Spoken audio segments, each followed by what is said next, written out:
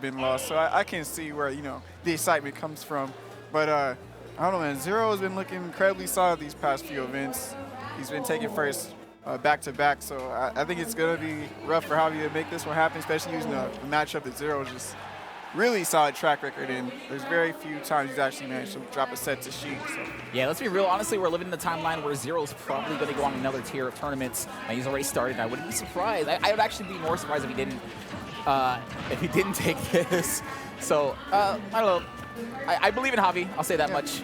ZeRo versus Javi, game number Javi's one. been on a tear of his own since he's been kind of staying in SoCal these past few weeks. Started out pretty rough, but lately just been winning or getting like top 3 every single local event. So if there's anyone who's like looking really sharp, might be able to throw ZeRo for a loop, I gotta give it to Javi. So how long has he been in SoCal? I want to say it's been close to a month now. Jeez. Yeah, and he's actually planning on staying until November, like after Leo Saga ends. So he's gonna be here for a bit. Yeah, he's gonna get quite the level up, man. If you're gonna stay in the U.S. like in one place for a long time, you know, I would choose definitely SoCal. Or I guess you could probably say Midwest also has a great community too. So I feel like you really can't go wrong anywhere in the U.S. You know, come to Seattle, man. We got Conga. I'm sorry. West Side, baby. All right. So game number one, starting off relatively even, reducing Javi with a slight lead here. Definitely. Of course, Sheik's going to have to work a little bit harder to get that KO than Diddy Kong will. Yeah, exactly. Javi's looking really stubborn right now in neutral, but it all comes down to the stock. We see this a lot from ZeRo in this matchup. Like, he kind of struggles a bit, but then Sheik struggling to kill, drop to that quick down tilt up smash.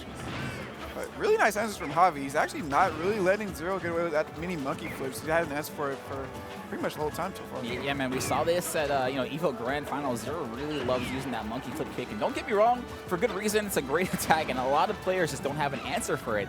But I think once you see that your opponent has an answer for the monkey flip kick, that's when you really need to start using it a little bit more sparingly. And let's be real, though, ZeRo probably already knows that. Just needs not be said. I gotta like give it to you. Like, I feel like every single time ZeRo's been upset, it's due to that rogue monkey flip, and then just all downhill. That one monkey flip kick where it just throws him off. Dude, yeah, I mean that's what happened in Evo Grand Finals. Back here, not going to do it just yet. Javi's still looking for that KO, and still not going to be the trade he's looking for. But he does have ZeRo back at the ledge. See if he can react here. Nice catch on the monkey flip again. This time hitting him with the neutral air. Neo Snipe's not going to hit him out of the barrels, but he's still looking really strong. Yeah, I guess the worst part is that, you know, he's getting these clean hits like that nair really should have KO'd. Now he needs to find another nair, and ZeRo's not going to give him that many openings, honestly. Yeah, definitely not. It's really frustrating when you finally land that attack and you don't get the KO. He's playing really patiently at the ledge here. Does not want to give ZeRo free opening, but oh no, no up to that. Sure, I thought that was, of all times for the stock, I thought that was going to be it for ZeRo. Yeah, needs to be careful with those dash attacks. Great spot dodge on that monkey flip kick again. Unfortunately, giving ZeRo a little bit of stage control. Still not enough, but he does have the ledge coveted position of TSM ZeRo. Most people do not live to tell it tell. Regrab. Oh, nice. I love that. Holds down past the edge. Stock for a nice catch. Yeah, completely avoiding regrabbing the ledge. Tags her with the up B hitbox and gets stock for it. So first stock going to Javi. So I feel like they still could have been dangerous if ZeRo had thrown out like a down smash or something. He definitely could have traded with the second hit advantage, but worked out in his favor, so I'm sure he's not complaining. Yeah, Javi's just sitting with his lead. Something I really do like about Javi's style with Sheik, he's very safe, but watch the air dodge. ZeRo sniffs that out a mile away. Yeah, in his defense, though, like, it's really hard in that situation, man. The air dodge wasn't necessarily the wrong answer. You know, we've seen ZeRo, obviously, it's a really hard situation you got to kind of guess in. Kind of overextending there. Now that's going to eat a clean 16% down tilt full jab from Diddy Kong.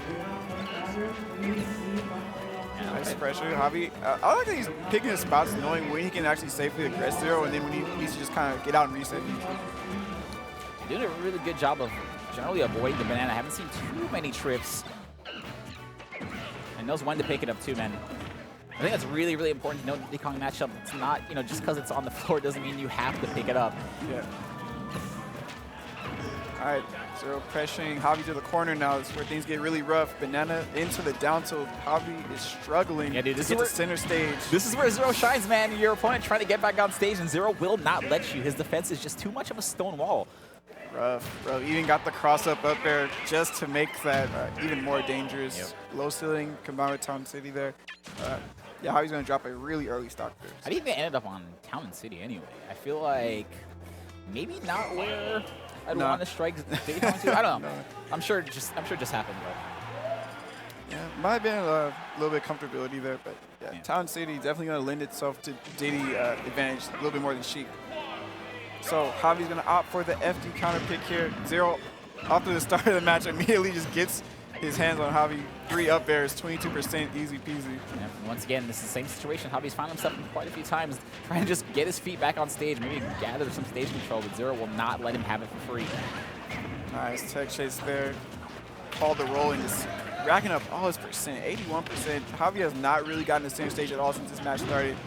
Yeah, An this opportunity here, though. Yeah, he finally starting to play this game number 2, dude.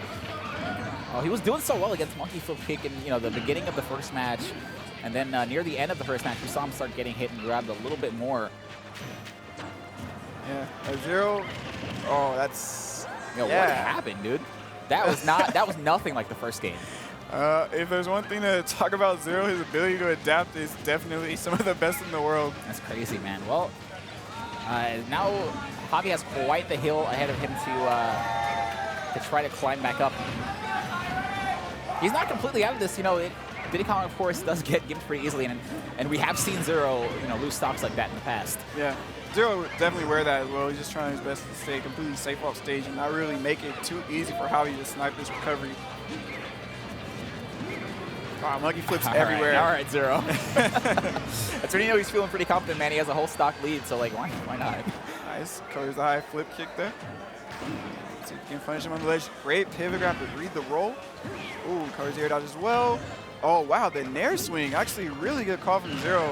Normally, oh my goodness. I'm more surprised he got away with that air dodge, man. I feel like Javi should have sniffed that one out. Yeah, that's what I was waiting for. But ZeRo got the air dodge in time and got the neutral air. Kind of messed up his whole timing. And man, he did the thing, man. Diddy Kong set up banana in front, hold shield right in front, right behind the banana. Like, how do you approach that, dude? It's one of the roughest baits to actually get past. Like that banana's right in front of Diddy Kong. You think like, okay, it's sitting there. I can just run in, like safely catch this, throw out a hitbox. Nothing is safe. It's all a trap, dude. Nothing is safe about that situation. Nothing at all. Yeah, what an answer, man. What was a kind of a close turnaround game 1 from ZeRo. Swift 2-stock on his behalf. Now we're going into the third game here. ZeRo going to get the FD pick again. Javi must feel confident that he can just play better on the stage. But I don't know about you, Strides. I still believe, man. I still believe the way Javi's a great player. He's an amazing player. All he needs to do is figure out how to get back on stage and get some stage control too. This man has not had stage control. Bro, it's been like 2 games now with no stage control. I mean, he's playing against ZeRo, so it adds up. It all makes sense. But like, damn, man. Can I get my feet back on stage, please? Can I touch him? I feel like he spent more time on the ledge than he has actually playing the match. And that if you're going to be stuck on the ledge against one person, you don't want it to be ZeRo. Right?